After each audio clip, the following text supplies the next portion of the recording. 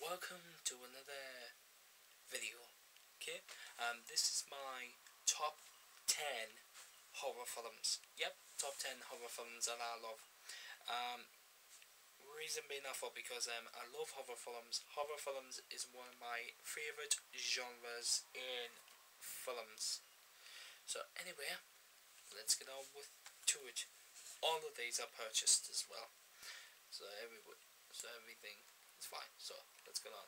Coming in at 10th place, The Shining. Now the reason why I put this in 10th place because honestly it just scared the hell out of me. The fact is that I've been in that hotel all alone.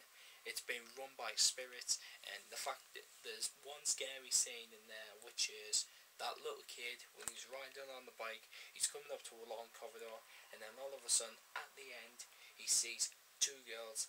Yep, two girls that are standing in the hallway, and they're saying, "Come play with us, come play forever and ever." And all of a sudden he sees the vision of them two dead in the hallway.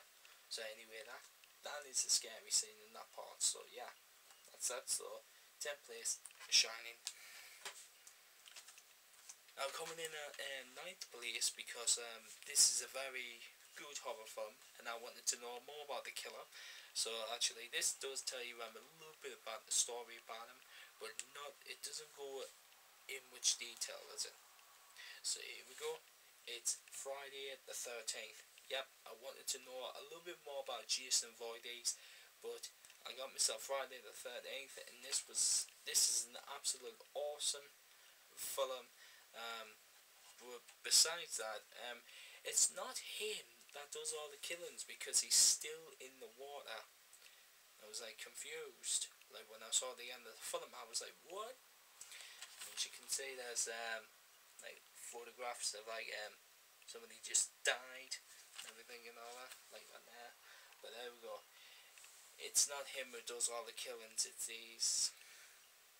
Well, you'll have to find out because you'll have to watch the film. And that's that. Coming in at 8th place is a vampire film. Yes, vampire film. Now I personally love vampires, but I only love vampires for their certain ability. If they've got an ability to say for instance, walking the deer. Yep, I am of course talking about Blade, but I put this one in Blade Trinity because it's got one of my favourite WWE superstars in it, Triple H. But this one actually tells you a little bit about a history about Blade that we didn't even know about. Well, that I didn't even know about, and about another vampire who can walk in the day and night. So yeah, his name was Dracula, and yeah. So as you can see, there's two discs. There's one disc feature film, and the second disc as the bonus features. So yeah, 8th place, Blade Trinity. So coming in at 7th place is a sci-fi. Yeah, I know what you're thinking. Sci-fi? Why are you putting that in there for? That's not horror. If you classify it as a science fictional horror film, it is a sci-fi horror. And coming in at 7th place is Alien. Now, Alien is one of the best sci-fi horror films that I've ever seen. It's all about this crew who basically story is that it's this crew on this ship. They find a planet, they go to the planet, they find another ship. One of their they think that one of their crew members gets attacked and then gets injured and then puts to sleep or something like that, but something is on his face, and then it hatches, it puts embryos into his body, and then, well, they don't know about it, and then all of a sudden, poof, something pops out of his chest. But it's really a decent film to watch. The characters in it are really, really awesome, including Lieutenant Ripley. She's a freaking awesome character. She's an awesome character. I love Lieutenant Ripley. So 7th place, Alien. 6th place is a zombie film. Now, this particular type of zombie film is a one which is based here in the UK. But it's not a type of zombie film that you would think that is caused by like injecting the virus into something. It is a virus, but it's like a different kind of virus. So yeah, coming in at 6th place, 28 Days Later. I just love 28 Days Later because the type of virus that gets infected is called a rage virus, which is by apes or something like that. Apes have been used in this research facility, and they've got like some sort of rage virus inside of them, and then they get freed, and then all of a sudden the virus spreads, and then all of London is completely deserted. Well, not completely deserted, but like it is like completely cleaned out. You wouldn't think of it, but it is. Then you find this guy. He wakes up from his coma or something like that, finds a group of survivors and heads north, like because they're having the radio transmissions that it is safe and all that up north. So yeah, up north in Manchester. So yeah. Starts off in London first, but then ends up in Manchester later on. Coming in at 5th place is a story-based film, but it is a horror film. And I thought, like, whoa, God, I thought this was meant to be all about like blood, gore, people's body parts ripping all over and everything. But no, this one is like a story. Like it tells you like a story. Well, no, thought I had something on my arm now.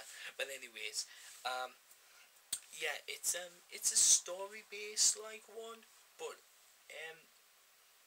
I felt like it was gonna involve something which I would like particularly love in a type of film, but no. But anyway, it's still a pretty good film, and I love it. Saw. Yep, 5th place is Saw. It is really a decent film. If you want to know more about Jigsaw, watch this one. But if you want to know more about what happened to the victims in this one, you watch it. But the other, which is 2, 3, 5 and 6. Yep, 6 and 7 as well. Yeah, number 7 as well, the final chapter.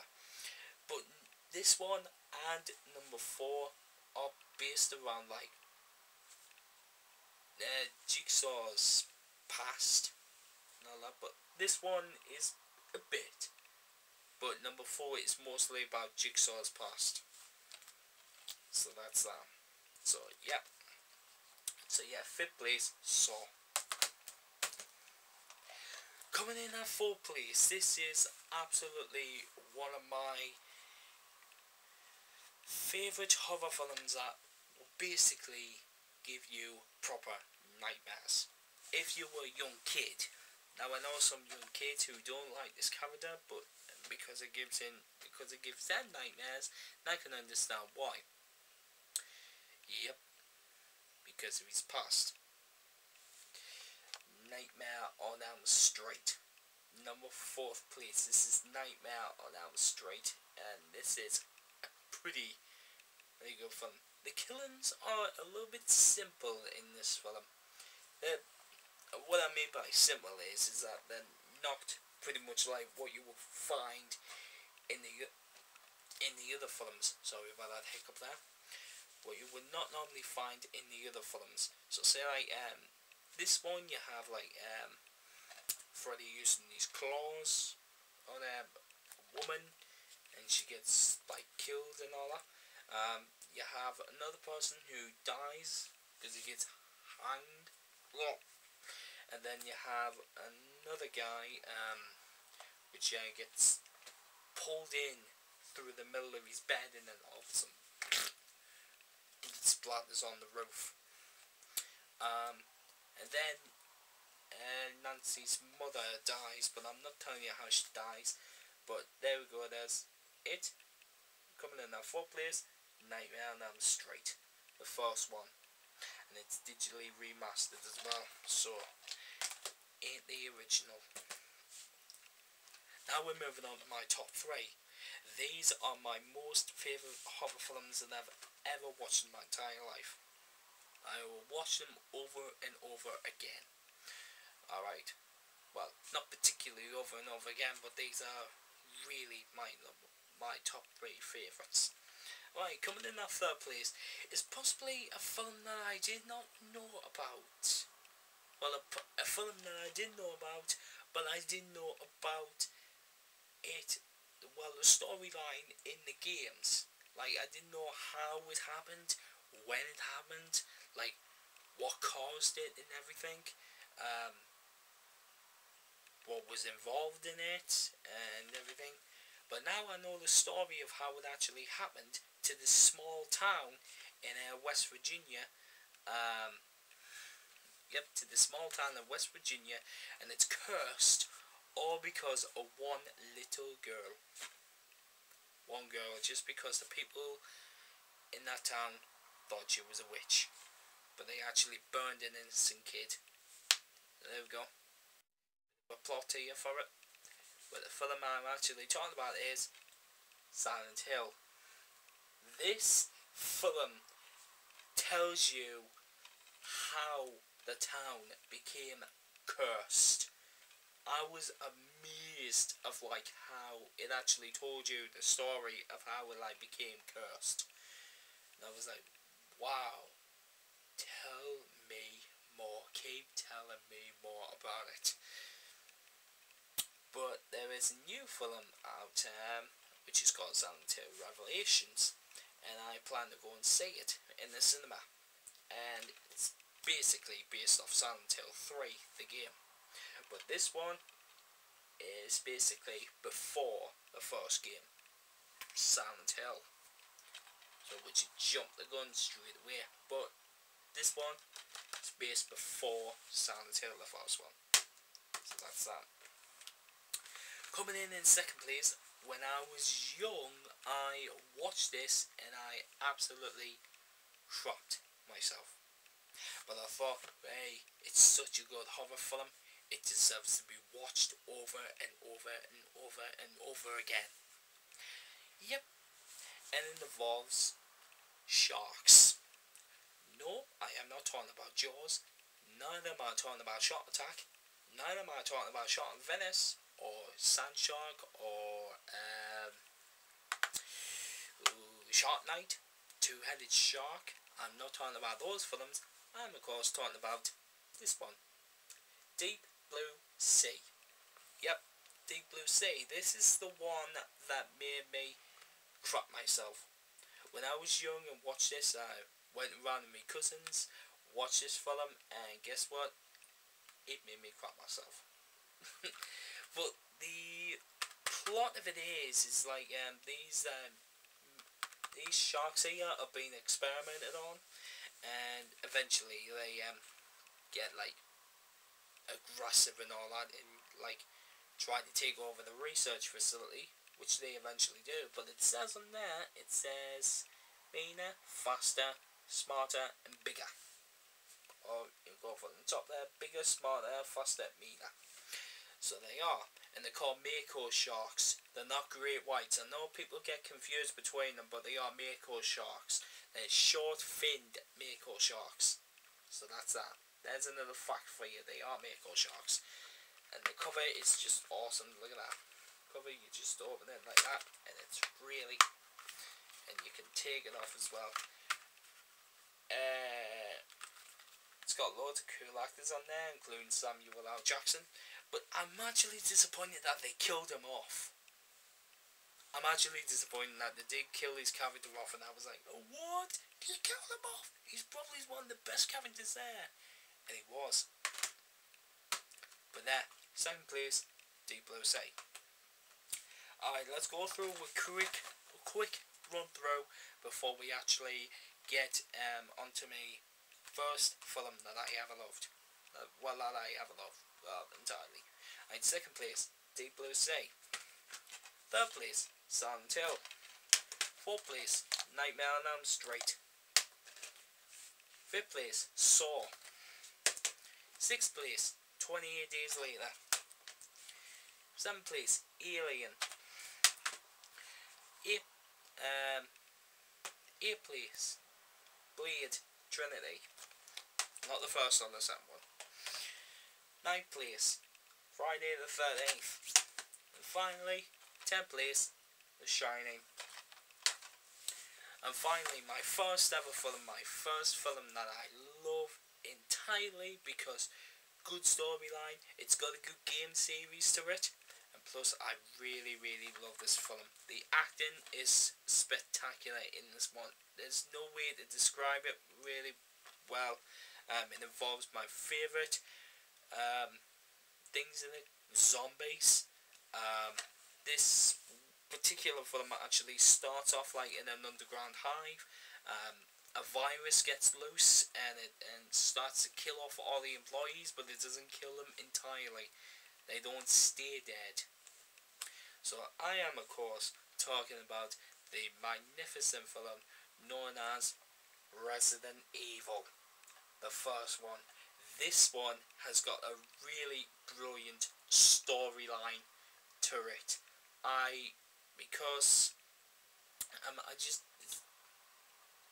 it's got the two actors in it, Melanie Jovovich and Michelle Rodriguez from Fast and Furious. I'm talking about the Fast and Furious. Anyway, this particular film explains a lot more, like how the virus escapes and all that, what happens to it, what does it do, and everything. Because when I played the game, the first game that I ever played by Resident Evil was Resident Evil 3 Nemesis. I didn't play the first one, neither did I play the second one until later on, which I actually did get a hold of, and then I actually did play them, which are two freaking awesome. Anyway, but this is Resident Evil 1, the first one. I enjoy it because it's just like my favourite actresses in it, Melanie Jovovich. Like as I said, she is so freaking hot. She is hot, honestly. But she's got good acting skills in this one as well. So does Michelle Rodriguez and all the other actors that are in it as well. But anyway, good storyline, good film. Check it out. You should watch it. Anyway, that's been my top 10 horror films that I love. So be sure to comment in the comment section down below. Don't forget to rate it, and don't forget to click the subscribe button as well, because if you do, Melanie Jovovich will come on and give you a. She won't do anything because as a matter of fact, if you do click that subscribe button, Freddy Krueger will stop haunting your kids. Alright? Yeah, Freddy Krueger will stop haunting your kids. Alright, so anyway, gotta go. Peace! Bye.